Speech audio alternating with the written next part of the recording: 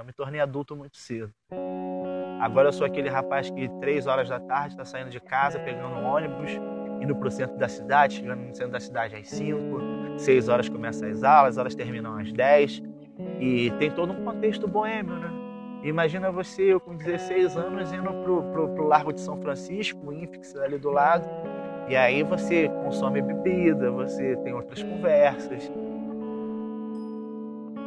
Eu me tornei nacionalista, não sei como, participava de um movimento em que lutava pela valorização da riqueza, do idioma, e apaixonado pelo Brasil, né?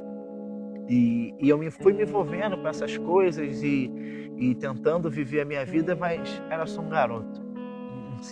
Um garoto em formação, né? Com uma adolescente de 16 anos, já bebendo. Agora eu já não só bebo, também faço uso de consumir um cigarro, fumar uma vez ou outra por cunho social, assim, bem tranquilo. Os estudos eles acabam seguindo o seu caminho numa boa, mas eu já estou num meio bastante difícil, né? Porque o consumo de bebida ele passa a ser habitual. Todo fim de semana eu bebia. E era muito engraçado porque mesmo estudando à noite, à tarde e noite, eu vendia leite. E assim, eu vivia num contexto pobre vendendo leite em algumas comunidades que cercavam o bairro onde eu morava. E à noite eu estava envolto com um monte de pessoas de diversos lugares, né? Me lembro uma menina que era namorada de um cara que trabalhava para agência de moto. O cara trazia ela com cada motocão, sabe? Outros chegavam lá de carro, outras pessoas trabalhavam, já eram adultas. E eu tô crescendo ali naquele meio, como se eu fosse adulto também, não sendo nenhum playboy, nenhuma pessoa de classe social considerável, como não se desconsidera nenhuma, é claro. Mas eu tô ali, pobre, vivendo, e tô participando de tudo. Fim de semana, cerveja, fim do expediente, cerveja, todo dia cerveja. Isso tomou uma prática, tanto nas minhas idas às aulas, quanto no meu cotidiano, no trabalho, na vida.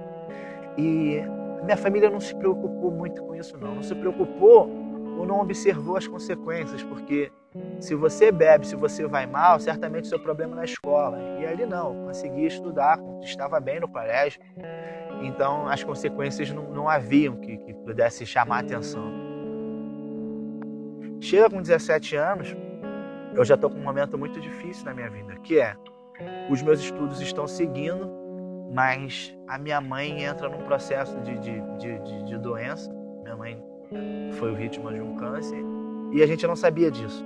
Na verdade, minha mãe tinha câncer há muito tempo e a gente não sabia. A casa sempre nos privou disso, a gente crescendo, até que minha mãe entra numa fase muito prejudicial da sua vida, que é uma fase terminal. E a minha mãe, ela entra numa semana muito difícil e, por fim, acaba falecendo. A morte da minha mãe, ela tem uma série de desdobramentos, antes e até chegar ao óbito. Mas uma coisa fica o registro, o consumo da bebida disparou. Eu bebia por demais, só sabia beber. Continuava trabalhava, agora eu já estou trabalhando com feira, descarregava a carga no Ceasa. Dia que eu ia para feira, tinha dia que eu trabalhava com obra com meu pai. Eu sempre trabalhando, tendo meus recursos para manter o que eu chamaria agora de vício. Havendo todo esse processo, né, com a perca da minha mãe, e eu acredito que eu entrei num estado degradante da vida. Porque eu lembro, a primeira coisa que aconteceu com a morte da minha mãe foi a minha casa ter se acabado, né? A minha casa acabou. Para aquela época a gente tinha eletrodomésticos, eu cito esses eletrodomésticos porque o que eles se tornaram? Lá em casa a gente tinha uma máquina de secar roupa, uma máquina de lavar louça, a gente tinha esses aparelhos domésticos super sofisticados para o nosso contexto e para aquele tempo. E eu vi a máquina de secar roupa virar a morada de morcego, e eu vi a máquina de lavar louça virar a morada de rato. A minha casa, ela se destruiu. É um momento muito difícil porque eu percebi que eu não tinha mais família. Não tinha. Foi um momento muito duro na minha vida de encarar de que agora é você e a vida. E esse é um momento muito duro porque ninguém disse pra mim, vai, que a vida agora é só você, e é pra valer. E a vida era séria. Eu tive que enfrentar isso. E não tive estrutura para enfrentar, mesmo sendo novo, mesmo sendo responsável, ser um rapaz que trabalha, era um momento de dificuldade, porque faltou esse núcleo familiar. E é um momento, a minha vida acaba ali.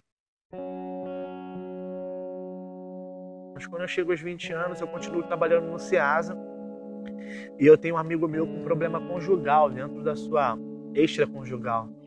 Ele está enrolado com os problemas extraconjugal, ele tinha a família dele. E essa relação extraconjugal começou a afetar a família dele, de modo com que essa outra pessoa com que ele se envolvia começasse a ameaçar. Tipo, eu vou destruir a tua família, eu vou destruir a tua casa. E como a gente era muito cúmplice, trabalhávamos junto, ele motorista e eu carregador, é claro que eu tomei as dores dele. Eu não posso deixar que uma família seja destruída. Na verdade, ele mesmo já estava destruindo a família dele com a relação extraconjugal. Mas você não para pensar nessas coisas. Eu, com 20 anos, não estava nem aí. Eu só entendia que a família dele era muito bonita e não podia ser destruída como a minha tinha sido no passado. A ideia de conservar a família. Até que um dia a gente decide pôr um fim nessa ameaça. Eu vou preso logo em seguida, sabe? O crime se deu numa lógica, num contexto absurdo, de luz do dia, na presença de todos. Eu vi meu pai chorar muito no momento da minha prisão, eu vi meu pai chorar muito. E chega um momento em que eu tô tão culpado, mas um amigo meu chega para mim e fala assim: rapaz, você acredita que Jesus pode te perdoar? Eu falei: Jesus pode me perdoar. O cara mata, agora Jesus pode me perdoar. Tá bom então. Aí ele falou: não, é sério, cara, tem perdão pra tua vida. Aí eu falei: não existe perdão para quem mata. Quem mata tem que morrer. Era um discurso que eu trazia da minha cultura, do meu contexto. Ele falou: não, rapaz, Jesus, ele te perdoa. E eu posso orar com você e tudo? E eu falei: pode orar por mim. Pode orar por mim, pode orar comigo. Mas não vamos agora colocar Jesus e a Bíblia nesse crime, tá? Eu falei: não, posso orar? Aí começou a orar. Eu lembro que à medida que ele orava, eu começava a chorar, sabe? Chorava muito porque parecia que era um momento de esperança. Eu falei assim: encontrei alguém que me perdoasse. Alguém que não fosse da minha família. Alguém que não queria saber que, independente do problema, havia uma nova oportunidade. E eu falei assim: eu preciso assumir tudo isso. E eu começo a conversar com a minha família o seguinte: olha só, a gente vai comparecer à justiça, eu vou falar toda a verdade, como isso aconteceu, como foi o fato, porque até então a justiça tinha uma outra versão, uma outra história. A verdade eles não sabiam. Eu falei: eu vou falar a verdade. E nesse tempo, assim, eu estou envolvido na prisão, ouvindo a palavra de Deus. Tem pastores que iam me visitar e falavam assim: Samuel, você tem futuro no Evangelho. Eu falava: tem futuro no Evangelho. Esse cara não sabe nem que eu arrumei, está dizendo que eu tenho futuro no Evangelho. Em todo esse tempo, eu comecei a descobrir que tinha uma chamada religiosa, né? Um despertamento para a vontade de Deus, para essas coisas. E é um momento muito bacana, porque todo mundo falava: Samuel, você tem um futuro. Eu falava: que futuro o quê? Para com esse negócio de Bíblia. E é muito engraçado porque, assim, se eu não fizer da Bíblia, da palavra de Deus e de Cristo a minha defesa, tu vai me defender, sabe? Quem é que vai me defender? O próprio Cristo, ele vai ser o seu amparo. Então, assim, hoje eu assumo. Eu dependo da fé em Cristo, eu dependo disso. Eu sou uma pessoa fraca, por mim só eu não consigo viver. No segundo semestre de 2009, eu sou sentenciado. Recebo uma sentença de 14 anos de prisão. Eu começo a me envolver com as coisas religiosas dali, mas também eu percebo que eu tenho que estudar. E chega um grande dia 24 de abril de 2013. 6 anos de pena cumprida em regime fechado, as portas se abrem assim. De manhã eu estava dentro de um presídio de Mangu, de tarde eu estou no outro presídio. Quando dá 4 horas da tarde assim eu saio. E aí é um choque, né? É um monte de carro que eu nunca tinha visto na minha vida, é um monte de buzina, todo mundo agitado. Já começavam os telefonezinhos que mexem com o dedo, todo mundo plugado já de alguma forma no Facebook. E eu assustado, vendo um monte de cor, vendo um monte de pessoa, achava que todo mundo ia me matar, todo mundo ia me fazer mal, todo mundo sabia que eu era preso, estava todo mundo sabendo de tudo, ninguém sabia de nada. E eu tô cheio de medo. No meu primeiro dia de aula, o Cláudio estava lá na faculdade me esperando. Foi um momento que eu pude, assim, bastante feliz, porque eu encontrei. E aí, cara? Foi onde é que tu tá? A gente se abraçou, a gente orou junto e tudo. Agora vai viver.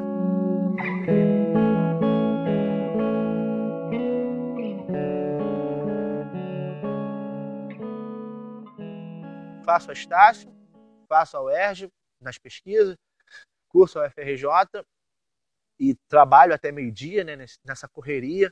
Quando eu posso, ajudo o Cláudio para carregar algumas coisas, carregar a Bíblia, o que for. Vamos, Samuel, vamos embora, tamo junto, porque eu preciso ser grato. sempre deixando claro, agora na faculdade a gente se encontrou lá, mais uns 3 cristãos lá, e a gente precisa se integrar, fazer alguma coisa dentro dessa faculdade como crente, vamos começar a conversar, vamos orar a respeito disso. Então assim, a gente já começa um processo de integração, Deus está nos unindo, é tempo de a gente voltar a acreditar, é tempo de a gente voltar a acreditar no ser humano, porque ele foi criado à imagem e semelhança de Deus, ele é um indivíduo, ele precisa prosseguir, e aí a vida que segue. Eu costumo dizer que a minha vida é uma construção coletiva. Quem criou a minha vida foi Deus, e a minha vida é uma construção coletiva porque, assim, em todo tempo, a boa mão do Senhor me susteve. Mas eu não vi nenhuma mão sobrenatural. O que eu vi foram pessoas se aproximando para ajudar. Pessoas que professam a mesma fé que a gente, pessoas que professam uma fé diferente da nossa, pessoas que não professam fé nenhuma. Juntos, de alguma forma, contribuindo para a vida do Samuel prosseguir. E aí, né, a gente chega num ponto final, o que fica é a gratidão. Tá? Gratidão a esse Deus. E aí eu sempre vou lembrar da relação de Paulo, Filemão e Dionésimo. Eu vou sempre lembrar dessa atitude de Paulo falando para Filemão, olha só, recebe esse rapaz aí de volta, não recebe ele mais como escravo não, mas recebe ele como irmão. Ele é muito útil para mim.